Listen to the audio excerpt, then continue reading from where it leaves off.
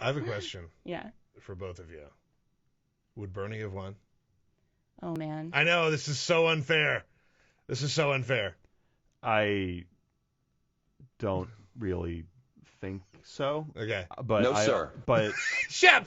Be quiet, Shep. but who knows? I mean, like, who thought that Trump could have won? Right. And I mean, like, I've seen some of the oppo on Bernie, and it's pretty brutal. And I've talked to people who've worked for Bernie who don't think that he could have won. You know, not on the campaign, but former staffers from the Senate, knowing some of his history. I do think that some of what Bernie channeled and what this isn't about Bernie Sanders.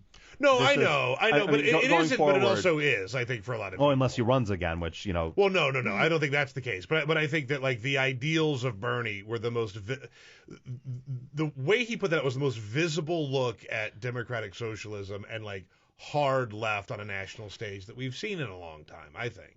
I mean, since Eugene Debs ran as a socialist and got above 10% a couple times running around World War I, and it really wasn't until World War I and he was jailed at one point for opposing the war that really died, and then we saw the communist revolution, and obviously all of a sudden socialism, communism became toxic. Right, in the not so US. cool anymore.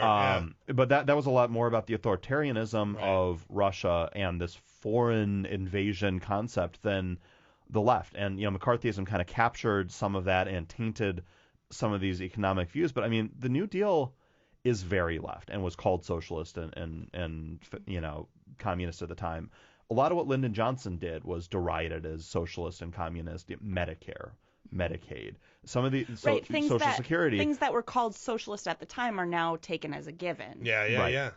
So I socialism is in the eye of the beholder. Mm-hmm. Some of these are empty terms. Some of this is a lot more about visceral beliefs, and you can deride and characterize things one way or the other.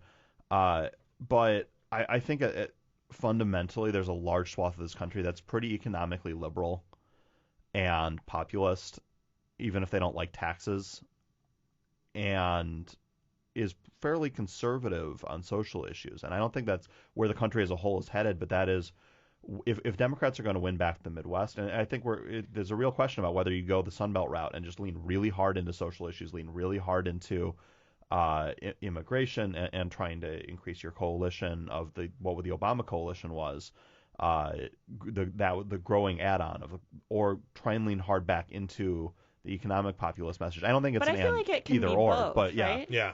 So I mean, as somebody from Wisconsin, Mm-hmm. and not to keep going back to that,